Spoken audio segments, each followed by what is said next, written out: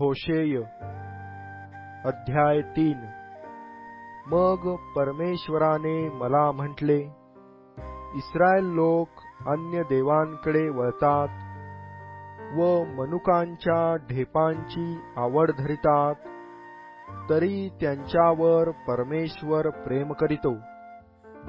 त्याप्रमाणे तू पुन्हा जाऊन जी स्त्री जारिणी असून आपल्या सख्याला प्रिय आहे तिजवर प्रेम कर। मग मी 15 रुपये व 1.5 मन जव देऊन तिला आपल्यासाठी विकत घेतले। मी तिला म्हणालो, तू पुष्कळ दिवस माझ्याकरिता स्वस्थ बसून राहा, जार कर्म करू नको, परपुरुषाची होऊ नको। मीही तुझशी असाच वागेन,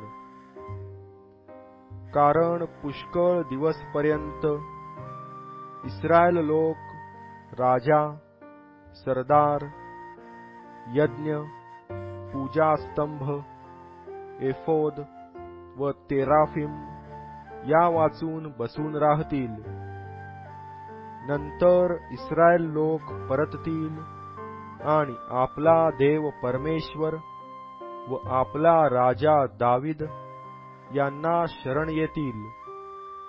ते कालांती भीतीने कंपित होऊन परमेश्वराचा व त्याच्या चांगुलपणाचा आश्रय करीतील।